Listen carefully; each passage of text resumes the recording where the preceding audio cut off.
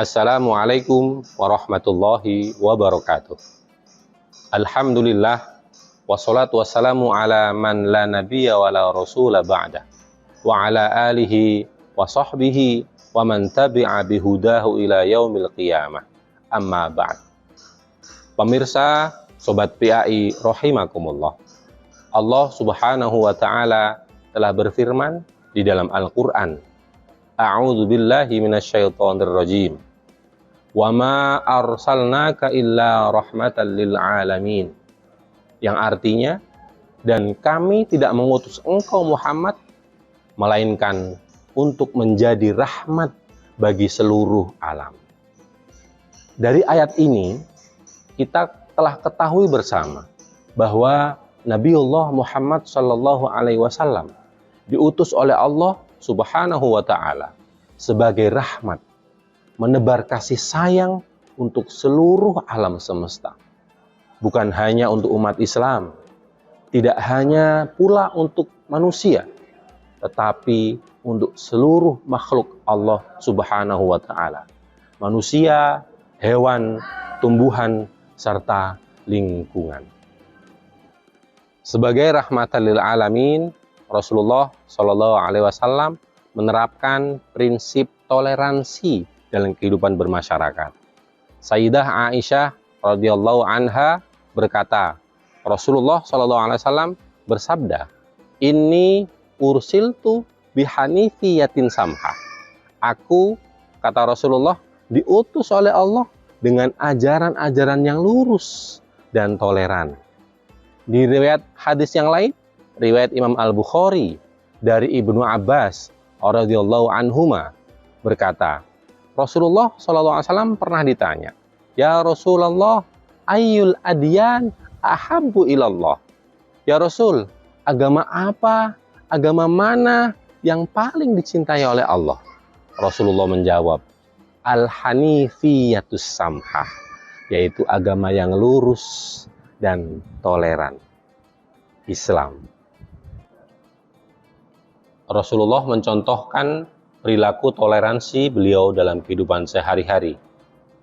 Dalam risalahnya, Ibnu Ishaq menyebutkan Rasulullah SAW pernah didatangi oleh rombongan kaum Nasrani Bani Najran ke Madinah. Saat itu Rasulullah ditemui di masjid selepas sholat asar. Mereka masuk ke dalam masjid dan mereka sholat terlebih dahulu. Orang sekitar melarangnya mereka untuk sholat. Seketika itu Rasulullah berkata, biarkan mereka. Dan akhirnya kaum Nasrani Bani Najran yang hendak mendatangi Rasulullah menjalankan sholat dan menghadap ke arah timur. Luar biasa begitu toleransinya Rasulullah SAW terhadap umat agama lain. Bahwasanya di dalam masjid yang seharusnya untuk orang Islam, maka dalam hal ini serombongan kaum Nasrani yang hendak mendatangi dan menemui Rasulullah dan melaksanakan sholat di masjidnya diperizinkan oleh Rasulullah Muhammad Sallallahu Alaihi Wasallam. Pada contoh yang lainnya, suatu hari ada jenazah Yahudi melintas di depan Rasulullah Muhammad Sallallahu Alaihi Wasallam. Lalu kemudian Rasulullah berdiri menunjukkan penghormatan beliau kepada jenazah Yahudi tadi yang telah melintas. Sahabat pada mengingatkan, ya Rasul, itu adalah jenazah Yahudi. Rasulullah lantas kembali bertanya, emang kenapa? Dia kan juga manusia. Ini menunjukkan betapa Nabiullah Muhammad SAW seorang yang moderat, seorang yang sangat toleran, yang sangat menghormati orang lain tanpa memandang suku, agama, ras, dan perbedaan yang lainnya. Ini yang dicontohkan oleh Rasulullah SAW dalam bersikap toleran di tengah keberagaman. Tidak hanya itu, Rasulullah pun dalam kehidupannya mencontohkan bahwasanya beliau selalu toleran dan moderat. Tidak hanya sesama umat Islam, termasuk juga pada ahli kitab, Yahudi, Nasrani. Rasulullah saling memberi dan menerima pemberian dari mereka.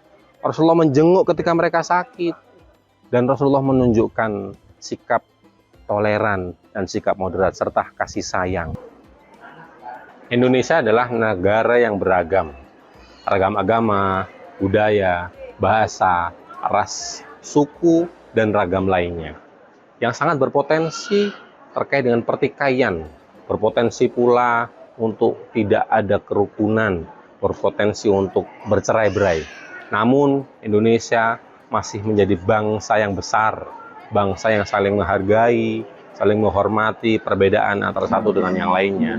Dan ini merupakan garis lurus dan selaras dengan sikap dan perilaku yang dicontohkan oleh Rasulullah Muhammad SAW, yaitu toleransi di tengah keberagaman.